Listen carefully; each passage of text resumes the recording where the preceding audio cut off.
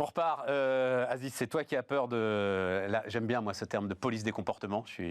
C'est Mais en plus, ça a été un malentendu, cette histoire. C'est notre nouveau, j'ai oublié son nom, pardon. Secrétaire d'État à l'économie numérique, qui interviewé sur Europe 1. En fait, Europe 1 présente le truc comme s'il disait « Oui, les opérateurs vont pouvoir couper votre box Internet à distance. » C'est ça ? C'est ce que j'ai compris. Mais non, il n'a pas dit ça, en fait. Je suis responsable de ce que je comprends, il est responsable de ce qu'il a dit. Mais tu l'as écouté. Je l'ai écouté. À mon avis, tu l'as pas écouté, tu as juste vu le titre. Non, j'ai écouté. Parce qu'en fait, il dit c'est des systèmes de mise en veille, pas de couper. C'est-à-dire qu'en gros, ce qu'il dit, c'est que les box modernes, alors je ne connais rien, mais en gros, ce qu'il explique, les box modernes, quand tu travailles plus, ont la capacité toute seule de se mettre en veille. Puis ensuite, si tu à nouveau les sollicites, hop, ça repart.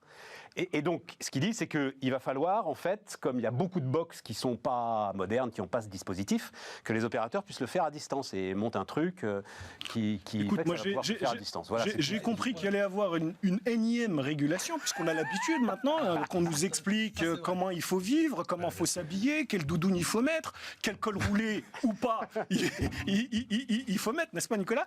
Donc, quand j'entends ce ministre de la Transition numérique expliquer que l'objectif, c'est de réguler la consommation des box, comme tous les Français, je me dis, tiens, il va y avoir quelqu'un au ministère qui va appuyer sur le on-off à 20h, et on va avoir un accès régulé à l'Internet, 8h, midi, 14h, 18h, comme la Sécu, du lundi au vendredi. Entrepreneur que je suis, je me dis, bon, je ne sais pas si ça t'arrive, la nuit, je me lève, j'ai besoin de travailler, etc.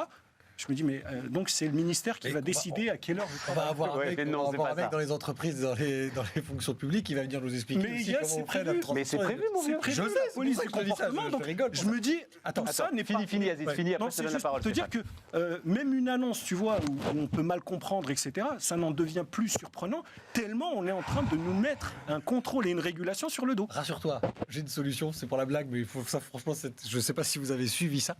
Netflix propose aujourd'hui une paire de chaussettes, figurez-vous, connectées à la box Netflix.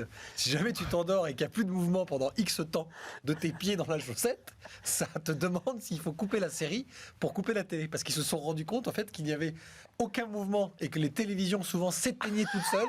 Parce que les mecs devant les séries, à 3 du mat, se sont endormis depuis 23 heures. Netflix tourne. Non, mais c'est génial. Donc l'Américain a compris la mentalité française et il propose une paire de chaussettes. Non, mais il va y avoir effectivement un ambassadeur de la sobriété. Tu vas nommer un ambassadeur de la sobriété. Je vais le faire. C'est comme donner du sens dans le capital, dans les statuts sociaux de mon entreprise. J'ai pas besoin qu'on m'explique ce que je fais. Je fais les choses bien. En tout cas, je suis assez fier de ce que j'ai fait jusque-là. Mais alors, là, on va avoir un mec. Je sais pas si vous êtes déjà allé à Cuba. On va avoir un mec. Il va venir nous surveiller. Alors, on avait déjà ça pour le Covid, mais admettons pour la santé. Mais non, c'est toi qui le choisis. C'est chez toi. C'est ce que je te dis. Mais donc, on va avoir un mec à qui on va donner des clés. C'est comme pour le Covid. Le Covid, nous, on avait choisi la DRH. Bon, il s'avérait que c'était la femme du président. Donc, ça va bien. Donc non, mais au moins ça simplifie les choses. Moi, on était 10 les gars, donc c'est normal.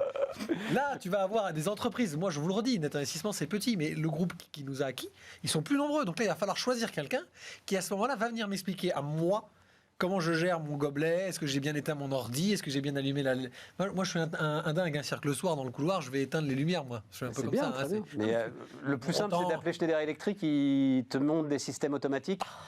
Qui vont te faire gagner de l'argent, mon Bichon. Non, c'est même pas de la minuterie, c'est fini. Parce que lui, il y a des trucs programmés. Je veux dire, aujourd'hui, moi, je vends de l'immobilier connecté. T'appelles Schneider Electric, tu dis que ça vient de moi. Je m'arrangerai pour la commission ensuite avec eux. Il y aura une petite pub à la coupe. Schneider Electric.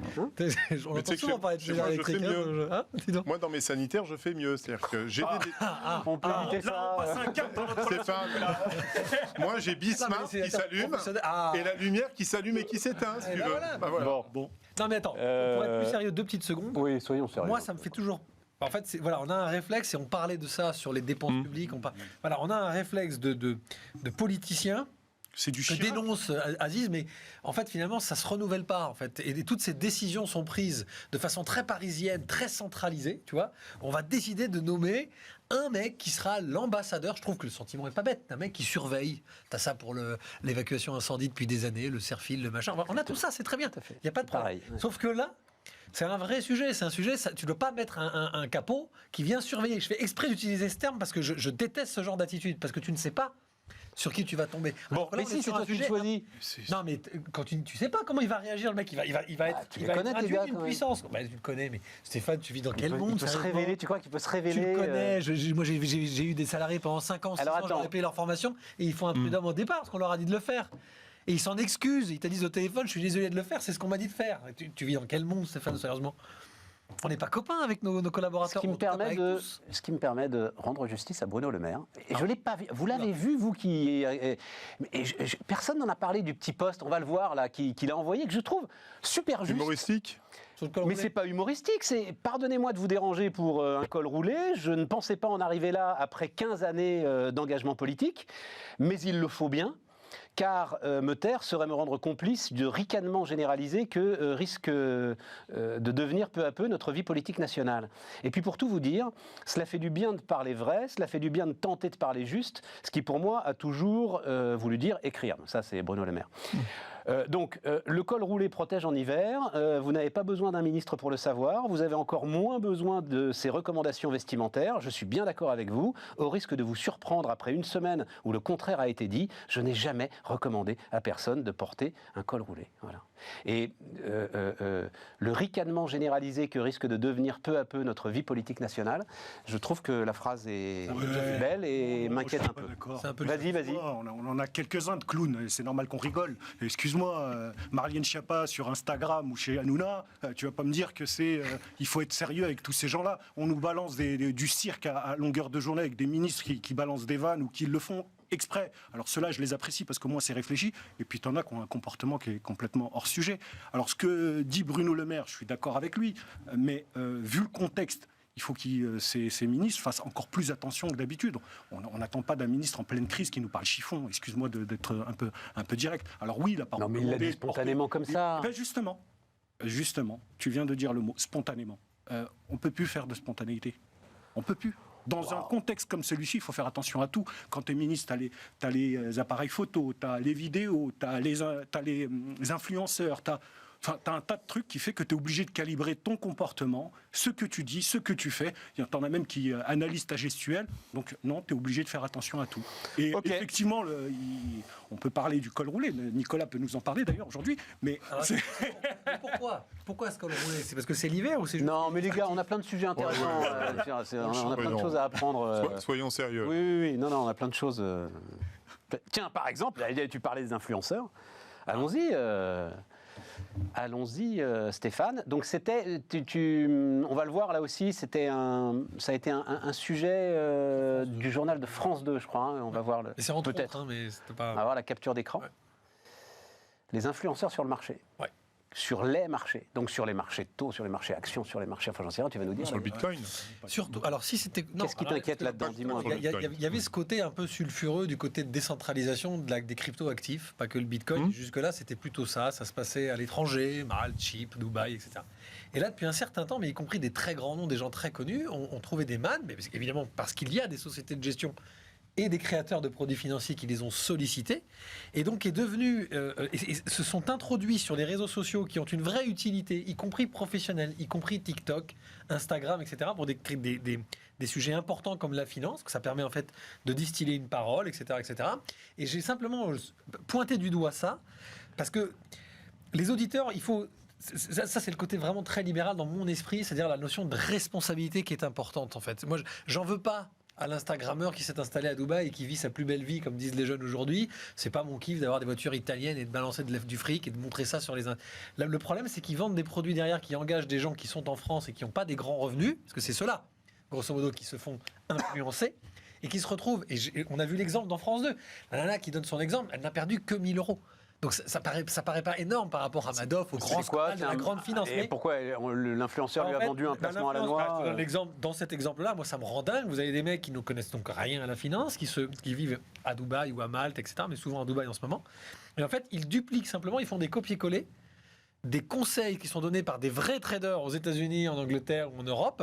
Et en fait, ils mettent ça sur leur communauté. Donc, tu payes un petit abonnement pour rentrer dans ce cercle privé. Et tous les jours, tu reçois les imprimés comptes des trades de Nicolas Drousserin, de Goldman Sachs à Londres. Voilà. Sauf qu'il y a un décalage. Bah, bien sûr. Et sauf que le mec de Goldman Sachs, il se plante la gueule dans 50% des cas. C'est le principe. Parce que lui, il sait ça, ce sont des risques. Voilà. Et donc, vous avez des gens qui suivent ça et qui donc font derrière sur leur petit portefeuille, sur lesquels l'influenceur touche aussi à chaque fois un petit truc, sur chaque trade, il touche un petit truc, sur chaque abonnement, il touche un petit truc, et les mecs gagnent jusqu'à il est tout content je pense que c'est pas vrai, mais vous avez des gens qui gagnent plusieurs milliers, voire plusieurs dizaines de milliers d'euros par mois, sans aucune régulation, sans aucun contrôle, sans aucun savoir-faire. Mais, une fois qu'on a dit ça, moi je veux juste attirer l'attention des gens, parce qu'en France, et je suis le premier à le subir au quotidien, l'existence de l'AMF, l'autorité des marchés financiers, de la CPR, contrôle prudentiel, de tous les organismes, les chambres professionnelles, que ce soit banquiers, assureurs, CGP, etc., on hurle toute la journée. Mais ils sont là pour protéger l'utilisateur de ce genre de produits et de ce genre de services. Voilà. Donc j'attire l'attention des gens. On ne peut pas que montrer du doigt ces abrutis-là. On doit dire aussi aux gens, attendez, vous avez un mec toute la journée sur Instagram, vous le voyez en train d'être en Ferrari ou de faire du jet ski à Dubaï, et c'est lui qui vous conseille financièrement.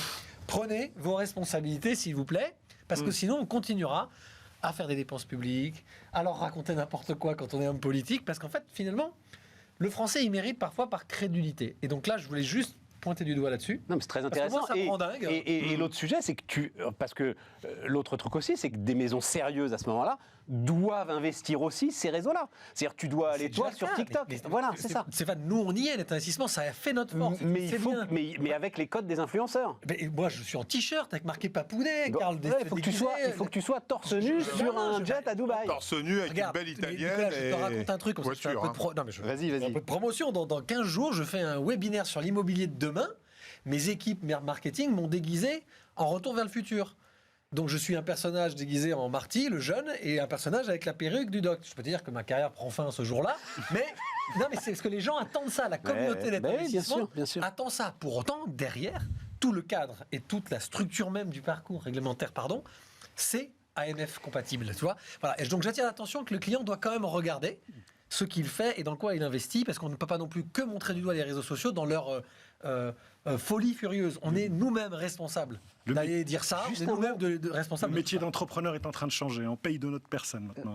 C'est génial. T'as vu ? Alors, il se trouve qu'on en a tous entendu parler, hein, parce que quand tu m'as envoyé ce sujet-là en me disant faut qu'on parle de ça, j'ai repensé au singe du Wall Street Journal. On a tous entendu parler de cette histoire du singe du Wall Street Journal, et en fait, je ne savais plus exactement ce que c'était. Donc j'ai été regarder. Je vais juste vous raconter l'histoire en 2 temps 3 mois, parce qu'elle est assez passionnante. Donc effectivement, ça vient en fait d'un économiste qui, pour prouver paradoxalement l'efficacité des marchés, a dit en fait si on prenait un singe et qui balançait à l'aveugle des fléchettes sur des cours de bourse, en fait ça fonctionnerait à peu près aussi bien que si c'était un professionnel qui prenait ses paris sur les cours de bourse. Le Wall Street Journal, un peu défié quand même, c'est nous les experts, a pris le truc au sérieux. Ils se sont rendus compte qu'assez vite qu'avec un singe et des fléchettes, on prenait des gros risques. Donc ils ont pris 4 de leurs salariés qui ouvrent le Wall Street Journal sur la page des valeurs. Je ne sais pas si elle y est encore. Mais les Échos l'ont toujours, la page des valeurs. Hop, sur la page des valeurs. Et donc, ils sont à l'aveugle et ils balancent des fléchettes. Tout ça rentre dans un panier. Le panier aveugle et le panier des vrais traders du Wall Street Journal. Résultat des courses, et le Wall Street Journal rend public le panier de valeurs officiel, le panier de valeurs, fléchettes à l'aveugle, etc. Et tout. Résultat des courses, si on compare la performance des investisseurs à la performance moyenne du Dow Jones, c'est la performance moyenne du Dow Jones, c'est dans leur duel avec les singes, les investisseurs ont sauvé l'honneur en battant les primates 61 fois sur 100. 61 fois sur 100. C'est beaucoup et en même temps, c'est pas tant que ça, quoi. Voilà. Cela dit, juste et je finis là, l'expérience, en fait, le fait que le Wall Street Journal publie a amené un biais dans l'expérience. Parce qu'en fait, des tas de gens se sont dit c'est marrant cette histoire de fléchettes, et se sont mis en fait à acheter les actions qui avaient été désignées par des fléchettes. Il aurait fallu ne pas publier en fait ou alors juste publier les titres, mais sans dire qui est aux fléchettes. Voilà. C'était juste cette petite histoire, parce que beaucoup de gens, on entend parler... Ça a 20 ans, ça, non ? Ça a 20 ans, ça a même un peu plus que 20 ans. 45 ans. Ouais, ça a même un peu plus. Le bouquin donc, de Burton Malkiel, une marche au hasard dans Wall Street, date de la fin des années 70. Et c'est en 88 que le Wall Street Journal a voulu tester... cette théorie. Aujourd'hui, Stéphane, si tu veux comparer, et cette notion d'influence sur les marchés, c'est tu fais la gestion passive contre la gestion active. La gestion passive, c'est les fameux ETF, c'est trackers. C'est en gros, tu prends un indice CAC 40 et en fait, tu investis simplement sur quelque chose qui duplique l'évolution du CAC 40. Ou alors, tu passes par de la gestion active par un gérant de fonds dans une société de gestion qui va investir sur 10, 12, 15, 20 valeurs du CAC 40. Et tu regardes si finalement tu payes des frais en payant un gérant ou si tu prends un ETF qui coûte moins cher. Et là, pour le coup, l'écart, finalement, si tu tires des longs ça, traits, c'est 51 fois sur 49. En fait, c'est assez équilibré. C'est assez équilibré, ouais. Mais c'est pas pour ça que tu choisis un gérant. C'est ça la théorie de l'efficience des marchés. On te demande pas est-ce que les marchés sont efficients. On te demande si un gérant d'une société de gestion que tu choisis ou un banquier, tu l'appelles comme tu veux, va surperformer le marché dans lequel il est. Et c'est ça la vraie théorie de l'efficience. Ouais. Et c'est là que mon métier à moi, je ne suis pas gérant, moi je conseille des gérants.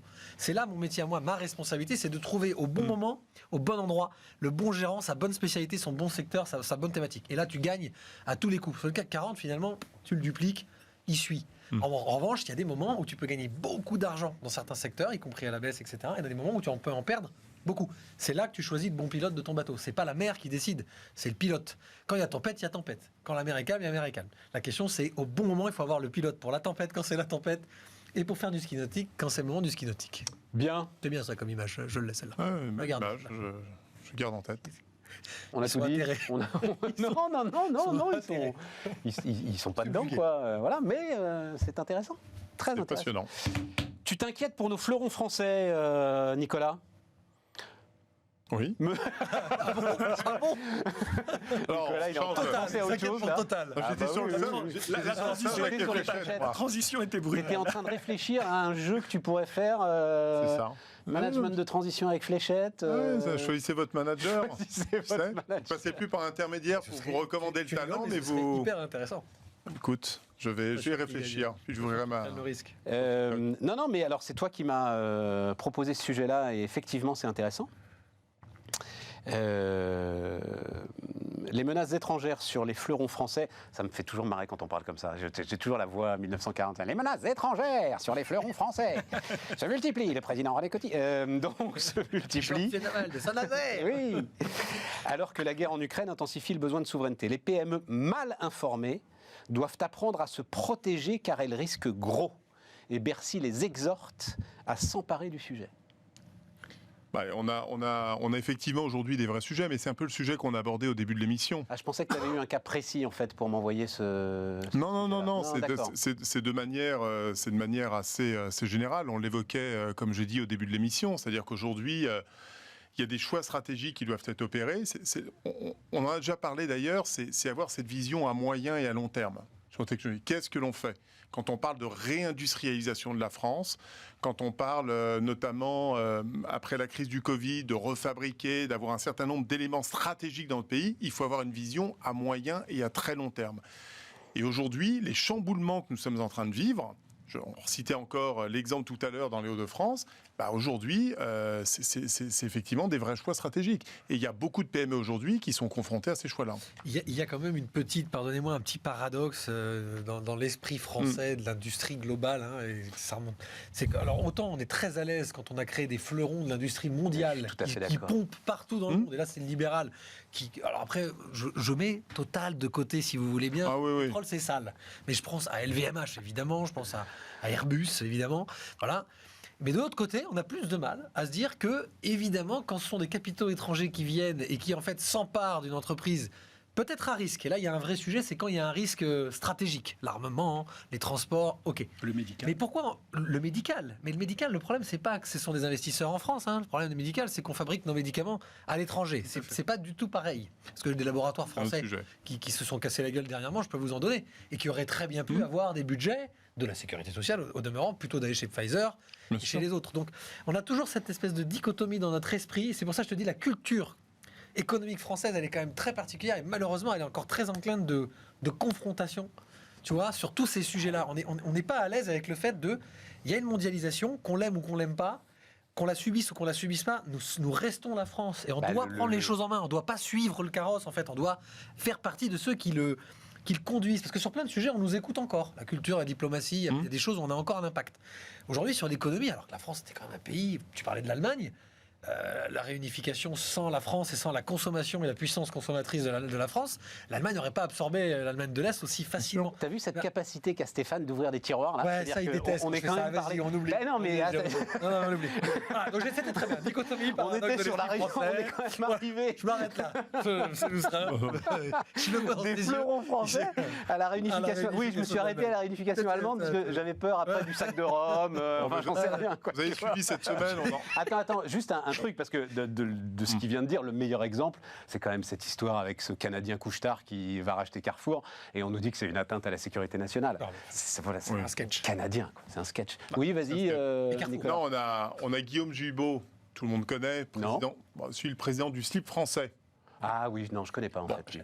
Qui se bat depuis 15 ans, qui a, sur une idée un jour, a dit je vais redonner vie au slip français. Dans le textile. Et je vais surtout fabriquer et tout faire en France. Il a démarré 2-0 avec une toute petite. Aujourd'hui, il fait travailler 40 industries en France.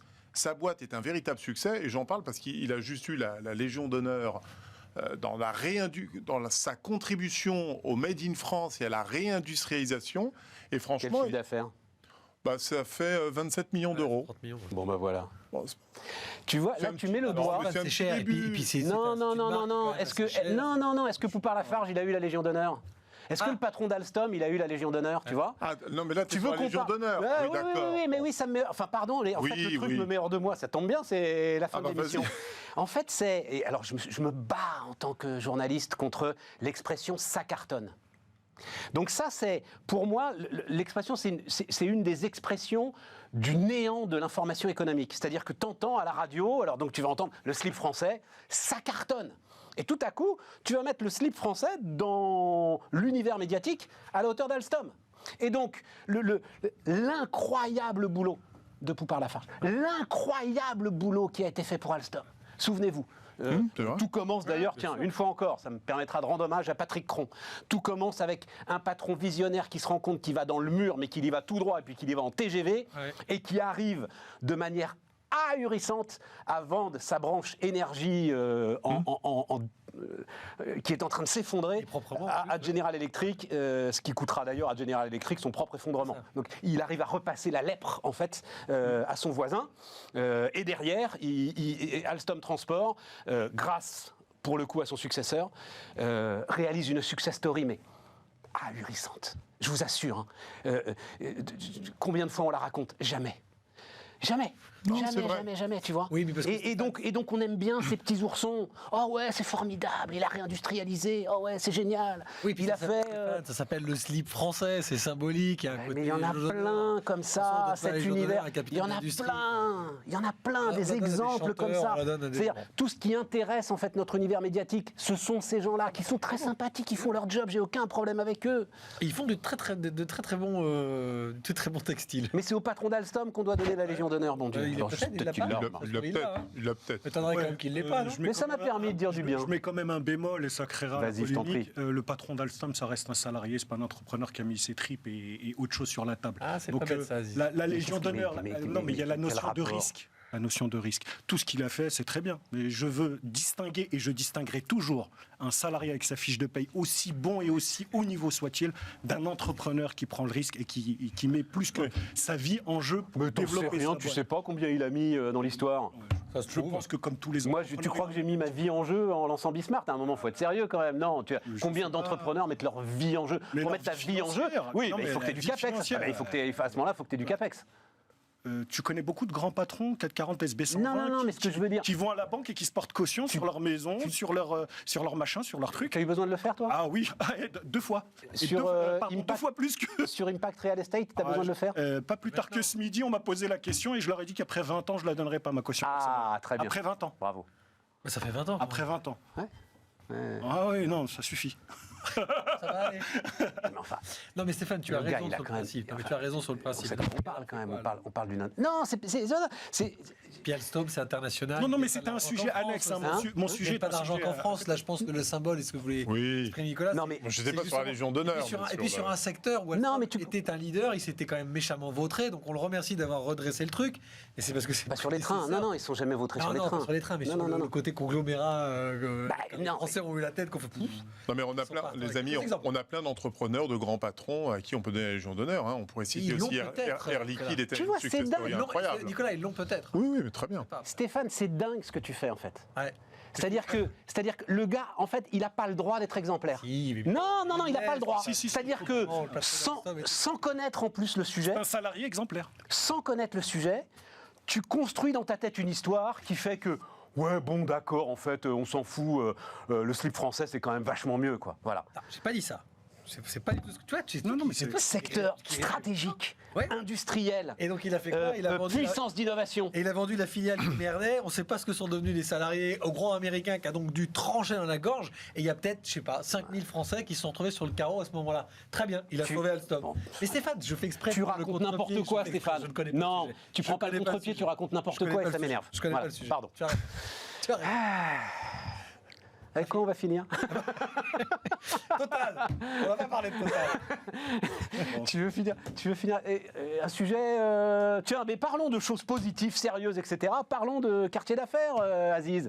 T'es en pleine... parce que je regarde sur ton compte Twitter, t'es en fait, t'es dans un espèce de roadshow permanent pour essayer de... Mais moi, je veux m'impliquer. Je m'implique dans ces territoires depuis 20 ans sur le développement économique. Enfin, il y a une lapalissade. On sort de la pauvreté en s'enrichissant. Ces territoires sont pauvres, il faut les aider à se développer, à émerger. Ce sont des territoires émergents et je veux créer une dynamique sur de l'investissement, sur de l'implication des entreprises qui sont déjà sur place, dont on ne parle jamais. Ça fait 20 ans qu'on parle de la création d'entreprises en banlieue, super. De l'incitation à la création d'entreprises en banlieue, super. Mais les boîtes qui sont là depuis 3 ans, 5 ans, 10 ans, personne n'en parle de cette croissance. Ces gens qui sont là, ces entrepreneurs qui sont là, s'ils ils se développent, ils vont créer un petit peu d'emplois, ils vont payer un peu plus d'impôts et de recettes fiscales locales, ils vont sponsoriser peut-être un peu plus les assos qui sont là. Donc il y a toute une dynamique et un discours et des actions à créer sur la croissance de ces TPE et PME installées dans ces territoires pauvres. Et je suis ahuri de voir que... il y a très peu de choses qui se font sur la croissance. Je parle sur la croissance, pas sur la création ou le primo-entrepreneur, sur la croissance. Le développement. Et encore une fois, là je vais en profiter pour pousser un coup de gueule sur cette banlieue que j'aime.